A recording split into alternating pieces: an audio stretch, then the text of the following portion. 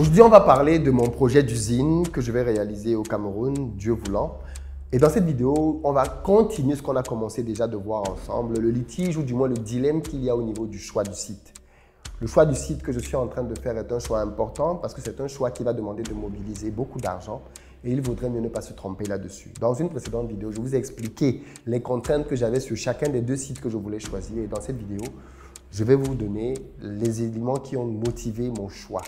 Et bien évidemment, vous allez me dire là aussi ce que vous en pensez. Merci parce que vous avez été très nombreux à jouer le jeu dans la première vidéo et à donner votre avis. Des choses très intéressantes sont sorties de là. Et aujourd'hui, je vous donne mes éléments à moi de réflexion et d'analyse et qui m'ont permis de faire le choix. J'espère que ça vous donnera aussi de voir comment est-ce que je réfléchis et comment je pense qu'un entrepreneur devrait réfléchir.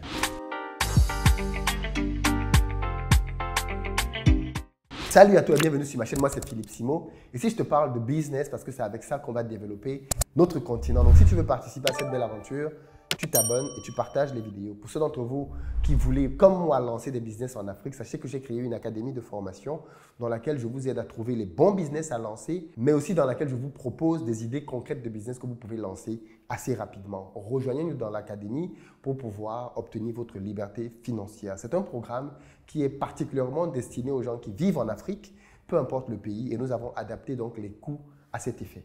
Si vous êtes dans la diaspora, vous pouvez offrir ce programme à un de vos frères ou à une de vos sœurs pour qu'elle puisse devenir autonome et arrête de vous tendre la main en permanence pour vous demander de l'argent. Si vous êtes en Côte d'Ivoire ou si vous arrivez prochainement en Côte d'Ivoire et que vous avez besoin de vous déplacer, contactez-nous au numéro qui s'affiche. On mettra à votre disposition des véhicules de très bon standing, neufs ou quasiment, parce que tous nos véhicules ont entre 0 mois et 2 ans maximum, parce qu'au bout de cette période, nous recyclons les véhicules. Eh bien, contactez-nous. Le numéro s'affiche et nous allons mettre à votre disposition de très bonnes voitures avec ou sans chauffeur en fonction de votre besoin. Si vous avez besoin d'un appartement de très bon standing, proche de toutes les commodités, dans la barre de description, vous avez le lien pour réserver. Et puis enfin, si vous voulez devenir propriétaire ou alors investir dans une maison à Bingerville en Côte d'Ivoire, sachez que nous construisons des maisons et nous avons plusieurs maisons disponibles à partir de 41 millions de francs en gros œuvre. Désormais, nous permettons de payer sur 2 ans après étude et validation de votre dossier. D'ailleurs, les amis, Back to Africa cette année, c'est les 28 et 29 septembre au Palais des Congrès de Paris et la billetterie est désormais ouverte. Si vous voulez lancer un business en Afrique, même si vous vivez dans la diaspora, vous devez absolument être là. Parce que cette année, notre thème porte sur les side business. Quels sont les business que je peux lancer sur le continent africain et qui vont me permettre de générer des revenus et même d'obtenir mon indépendance financière sans être obligé de vivre en Afrique? Parce que je le sais, beaucoup d'entre nous veulent faire des choses en Afrique, mais ne sont peut-être pas prêts à rentrer tout de suite s'installer. Et bien cette année, nous allons vous expliquer quel type de business vous pouvez faire en étant à distance, quel niveau d'implication vous devez avoir, quelles compétences cela peut vous demander ou pas du tout, afin que vous puissiez vous aussi lancer votre affaire fructueuse sur le continent africain. Cette année à Back to Africa, nous venons avec des business prêts à l'emploi. Mon mentor Bertin et moi avons réfléchi à des business prêts à l'emploi qu'on va vous présenter à Back to Africa, mais pour lesquels il n'y a pas beaucoup de place. Je pense qu'on aura juste 20 offres. Vous imaginez 4000 personnes, 20 offres, ça va partir très vite. Moi, on a décidé qu'on allait présenter ça à Back to Africa cette année. Et bien évidemment, les années à venir, on va venir avec de plus en plus d'offres comme celle-là, sur mesure pour la diaspora qui veut lancer des projets conséquents sur le continent africain. Donc les amis, prenez vos places, d'autant plus que les prix sont extrêmement réduits. Nous sommes bien en avance maintenant parce que je veux permettre aux gens de pouvoir payer par étapes. Les amis, vous pouvez payer vos places en 6 fois. Vous imaginez? Vous pouvez payer en 6 fois, franchement. Tu ne peux pas dire que cette année, tu ne viens pas à Back to Africa parce que tu n'as pas d'argent. Tu le sais 6 mois à l'avance. 6 mois à l'avance et tu peux payer chaque mois une petite partie de ton ticket. Donc, prends ta place maintenant, réserve ta place avec nous cette année pour vivre juste un moment inoubliable. Inoubliable parce que Back to Africa, c'est clairement the event. C'est l'événement pour les gens qui veulent que les lignes bougent sur le continent africain. L'année dernière, nous l'avons fait. Cette année, nous allons le refaire. Nous venons avec des fournisseurs qui peuvent tout de suite vous aider à pouvoir faire des devis pour le matériel, les équipements. Bref, nous venons avec des fournisseurs pour que vous puissiez vivre un événement exceptionnel. Ne perdez donc pas de temps. Allez dans la barre de description et prenez votre place. Alors, aujourd'hui, je veux revenir sur une situation que j'ai déjà exposée dans une précédente vidéo. Pour faire simple, je suis aujourd'hui à un stade où je me sens prêt à pouvoir lancer mon usine, ma première usine, parce que je pense que c'est la première d'une série d'usines que je vais lancer au Cameroun et plus particulièrement à Douala. Dans une autre vidéo, quand on entrera davantage dans les détails du projet, je vous dirai pourquoi j'ai décidé de lancer cette usine à Douala. Et peut-être que certaines personnes se demanderont aussi pourquoi je lance cette usine au Cameroun, pas en Côte d'Ivoire, pas au Sénégal. Je vous expliquerai aussi pourquoi le choix du Cameroun pour cette usine. Je vous expliquerai aussi à ce moment-là ce qu'on va transformer dans cette usine. Bref, dans les prochains mois, on va entrer dans clairement l'usine et je vous donnerai davantage d'éléments. Vous m'accompagnerez aussi en Chine, en Inde, pour la rencontre avec les fournisseurs, la fabrication du matériel. Bref, les prochains mois s'annoncent excitants, palpitants et c'est un très beau challenge. Je vous amènerai aussi bien évidemment dans la partie financement parce que pour un tel projet, vu le coût du projet, il est bien évidemment hors de question de penser qu'on peut le financer soi-même. Comment on va chercher des financements pour un tel projet? Bref, je pense que si c'est une aventure qui vous intéresse dans les prochains mois, vous serez servi. Donc, je disais qu'aujourd'hui, la première étape, donc, c'est celle du choix du site. Nous avons choisi d'implémenter notre terrain. Au Cameroun, il y a une zone industrielle, la zone industrielle de Bassa. Ce n'est pas dans cette zone que je vais me lancer. Et ça aussi, je vous expliquerai pourquoi, peut-être plus tard. Nous avons plutôt décidé de prendre un site qui est situé plutôt dans la zone de Yassa, à la sortie de Douala, sur la Nationale 3. C'est donc une zone, en réalité, si vous connaissez un peu le Cameroun, dans laquelle vous allez remarquer qu'il y a beaucoup d'usines déjà qui se sont implémentées sur cet axe-là. C'est l'entrée de la ville de Douala ou la sortie de la ville de Douala. Et c'est une zone dans laquelle il y a toutes les infrastructures. Il y a de la haute tension, il y a de la route qui passe. Bref, et beaucoup d'industriels donc se sont mis là. On a donc décidé, bien évidemment, aussi de venir s'implémenter dans cette zone-là. On a donc trouvé un site qui est vraiment dans cette zone-là, et un deuxième site qui est beaucoup plus loin, qui n'est plus dans cette zone, mais qui est dans le prolongement de cette zone, à peu près 25 à 30 minutes, beaucoup plus loin. Et dans une précédente vidéo, je vous expliquais donc les éléments, les pour et les contre de chacun des deux sites pour choisir. Sur le premier site, je rappelle, on est sur un site qui était dit marécageux, et par contre, il y avait l'électricité tout de suite disponible. On n'est pas sur la route, on est à 400 mètres, mais bon, 400 mètres, c'est vraiment pas loin de la route. Et bien évidemment, c'est un site sur lequel il y a des soupçons de marécage. Si on veut avoir le cœur net, il faut dépenser déjà à peu près 10 000 € pour toutes les études. Est-ce qu'on est prêt à dépenser 10 000 € pour un site qui ne nous appartient pas? Si les études disent que les travaux sont trop importants, on va tout perdre? Vraie question. Deuxième site, il est un peu plus loin, mais en réalité, quand vous roulez entre un site qui a un point A et un site qui a un point B, vous avez 25 minutes de différence. Sur une nationale qui roule bien, franchement, ce n'est pas tant que ça, beaucoup plus loin. Principal inconvénient, il n'y a pas d'électricité. Il faut donc faire venir l'électricité, ce qui coûterait un peu plus de 100 000 €. Et surtout, le terrain n'est pas titré à cet endroit-là. Donc, il faudrait pouvoir le titrer. Mais les gens qui m'accompagnent dans le projet sont certains du fait qu'ils peuvent titrer, ils ont l'habitude de le faire. Ça demanderait juste un délai de 6 mois pour obtenir le titre foncier. Que pensez-vous donc de ça? C'était la question que j'ai posée dans une précédente vidéo. Dans celle-ci, donc, je vais vous dire quels éléments d'analyse m'ont permis de choisir l'un des deux sites. Pour faire simple, j'ai choisi le premier site, le site marécageux. Et j'ai choisi donc d'investir 10 000 € pour les vérifications. 10 000 € qui sont perdus en soi. Parce que si au terme des études, il s'avère que le site n'est pas bon, ben qu'est-ce qui se passe? J'aurais perdu les 10 000 €. Mais si vous pensez que j'aurais perdu les 10 000 €, alors c'est que vous n'avez pas vraiment compris comment ça marche. Je n'aurais pas perdu les 10 000 €. En réalité, ça c'est le type d'erreur que beaucoup d'entrepreneurs font. Quand quelqu'un veut, par exemple, faire un investissement d'une certaine somme, il néglige les études. Beaucoup d'entrepreneurs ne font pas d'études ou très peu d'études avant de se lancer. Ils estiment que ce n'est pas nécessaire. Et pourtant, ces études-là vont peut-être m'empêcher d'investir 600 000 € quelque part, 700 000 €, 1 million d'euros, en fonction de la partie de terrain que je veux prendre. Donc, ce sont des études qui sont fondamentales. J'ai décidé donc de payer pour les études. J'ai donc envoyé plusieurs équipes faire des études sur le site. Et j'ai constaté effectivement que le proprio du site est effectivement en train de faire un drain pour écouler l'eau. Ce qui a été très intéressant, c'est le rapport d'étude qui a été fait par les techniciens. Le rapport démontre que le site a une partie marécageuse et une partie non marécageuse. Ce qui est intéressant, c'est que la partie marécageuse sur le site ne représente que les 5 premiers mètres du terrain. C'est-à-dire, si vous prenez un terrain qui est par exemple en rectangle, vous prenez les 5 premiers mètres, on parle ici d'à peu près 200 mètres en longueur. Vous prenez les 5 premiers mètres, et c'est sur ces 5 premiers mètres-là qu'il y a une zone marécageuse. Le reste du site est très solide.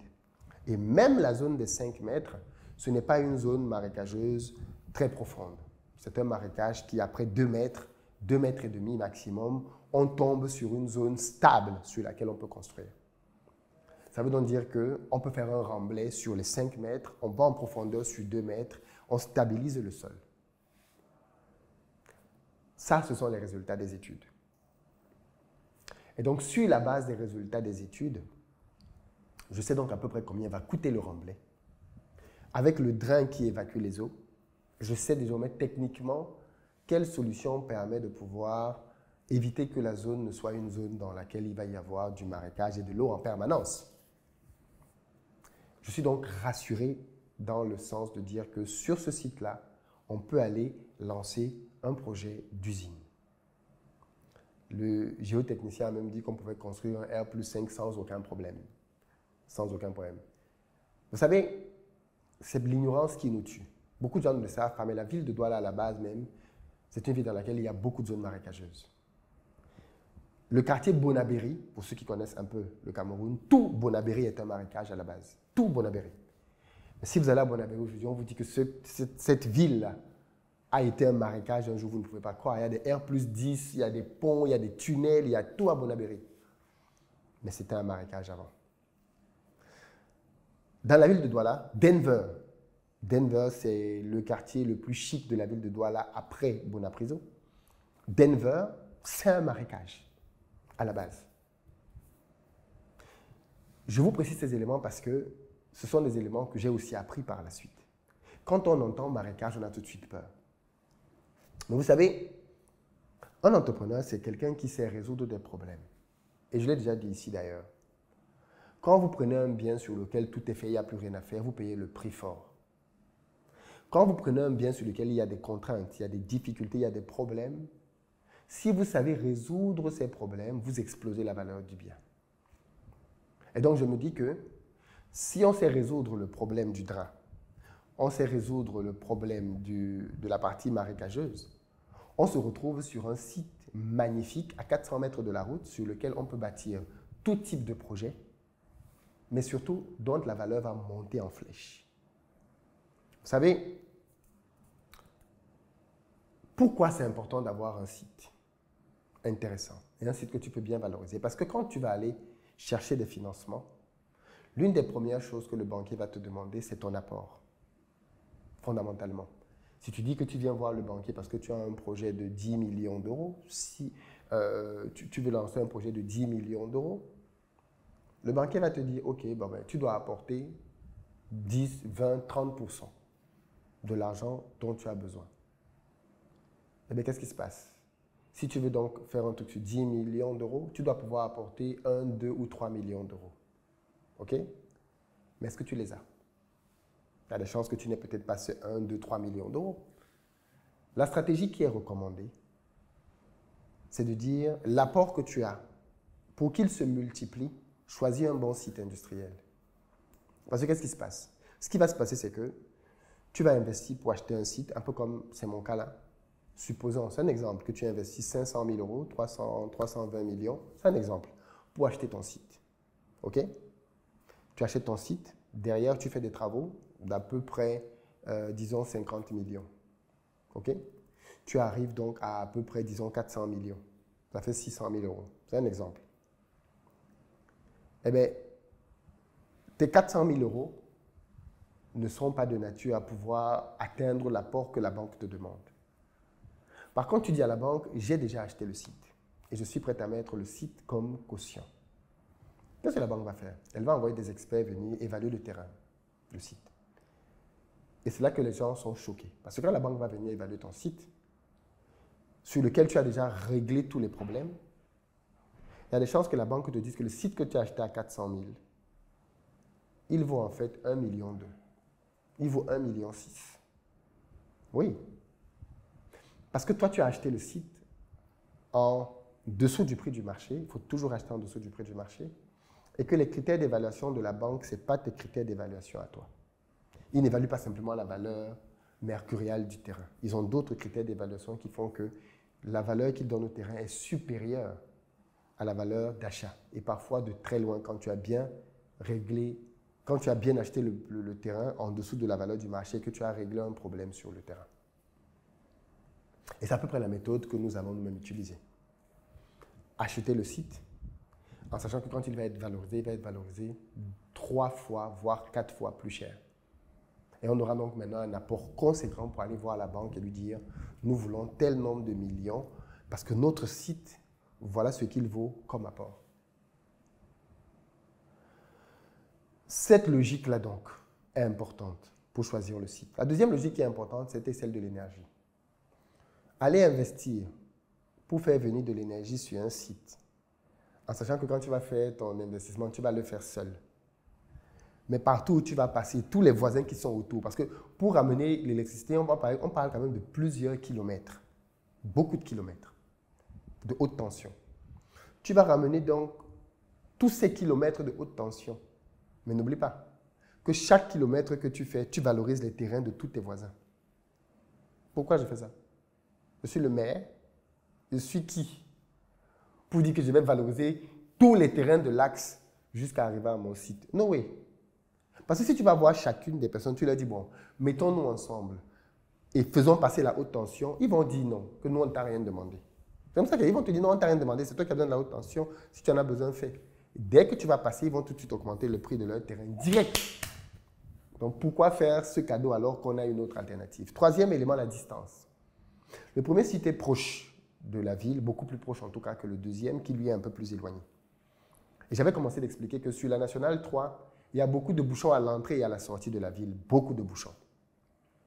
Je préfère donc être le plus proche possible de l'entrée de la ville pour avoir à subir le moins longtemps possible les embouteillages. Je préfère que mes camions, quand ils arrivent à mon usine, arrivent rapidement et que quand ils veulent sortir, sortent rapidement s'ils doivent entrer dans la ville, ou alors s'ils doivent sortir de la ville, qu'ils puissent sortir assez rapidement. Mais pas dépendre du trafic et des bouchons qu'on peut avoir sur la Nationale 3. L'entrée de la ville de Douala, les gens qui sont à Douala connaissent, elle est monstrueuse, le matin et le soir. Donc si je peux éviter d'être au milieu de ces bouchons-là, je préfère être juste à l'entrée de la ville, c'est parfait pour moi. Donc, tous ces éléments-là, et puis il y a aussi le risque, bien évidemment, du titre foncier. Bon, même si les gars sont sûrs qu'ils vont titrer, voilà. Je préfère ne pas prendre ce risque-là pour un premier achat de site. Quand il faudra faire d'autres projets industriels, pourquoi pas prendre davantage de risques? Donc voilà un peu quelques éléments qui m'ont conduit dans ma prise de décision à partir sur le premier site. Beaucoup plus cher que le second, mais après l'étude qui a été faite et les résultats de l'étude, parce que du coup, c'est pour ça que je vous ai demandé en premier, qu'est-ce que vous décidez? Je sais que beaucoup de personnes auraient dit d'aller sur le second site parce qu'ils ne veulent pas payer l'étude. Erreur. Je ne peux pas aller sur un site sur lequel je vais me retrouver à investir des millions d'euros et je ne veux pas payer une étude de 10 000 euros. C'est une blague. C'est une blague. Mais c'est le genre de blague que beaucoup de gens font. Donc moi, j'ai préféré payer, investir pour l'étude. Et maintenant que l'étude est sortie, tout est précis. Le terrain est cartographié, tout est précis. Je sais où il y a quoi, comment faire pour résoudre le problème à cet endroit, et puis c'est tout. Je ne travaille pas à l'aveugle. Parce qu'en plus, beaucoup de gens travaillent à l'aveugle. Ils vont te dire, non mais t'inquiète pas, on va régler le problème, mais ils sont à l'aveugle. Et quand tu es à l'aveugle comme ça, même le gars qui va te faire les remblais, il peut te raconter du n'importe quoi. Il va te dire, mais non, en fait, pour les remblais, il faut telle quantité de terre. Comment tu sais s'il pipote ou pas? Tu ne sais pas. Or, à partir du moment où on a fait des études, on sait exactement ce qu'il y a dans la terre, on sait tout. Et donc, on sait maintenant évaluer de manière assez claire combien on va chiffrer pour payer chacune des étapes. Donc, voilà un peu les éléments qui m'ont permis de prendre la décision. J'ai bien évidemment validé le raisonnement avec mon mentor. Mais c'est important que vous compreniez que si vous voulez gagner de l'argent, vous allez devoir accepter de prendre des risques que beaucoup de gens refusent. Il y a beaucoup de gens qui vont arriver là, qui vont dire « Ah non, il y a un marécage » et ils vont tourner le dos, ils vont partir. Parce qu'ils veulent quelque chose qui est prêt à l'emploi. Pourquoi pas? Mais le prêt à l'emploi coûte beaucoup plus cher. Parfois, il faut accepter de se salir les mains en sachant comment on va faire pour régler le problème. Et là, vous créez une vraie valeur ajoutée dans votre business et pour les gens qui sont autour de vous. Donc, comme je dis, voilà ma décision. Qu'est-ce que vous en pensez? Peut-être que quelqu'un peut me convaincre dans les commentaires de changer d'avis, mais je ne pense pas. Mais bon, je vous lis quand même là-dessus dans les commentaires. Et puis, dans les prochaines semaines, mois, vous me verrez certainement plus souvent au Cameroun. C'est normal, non? Je veux dire, c'est un investissement quand même. Je ne fais pas ça à distance. Donc, plus souvent au pays, plus souvent sur le chantier. Et je vous ferai vivre, bien évidemment, les étapes, les unes après les autres, sur le terrain, voilà. On va vivre cette belle aventure ensemble. Et on va aller se lancer aussi dans le domaine de l'industrie. Je vous révélerai certainement plus tard dans quel secteur j'ai décidé de me lancer. Mais dans les commentaires, dites-moi quand même, d'après vous, on va voir si vous avez le flair. D'après vous, dans quel secteur je vais lancer mon usine? Dites-moi dans les commentaires, d'après vous, quand vous analysez, dans quel secteur pensez-vous que j'ai décidé de lancer mon usine? Dans les commentaires, je vous lis. À très bientôt.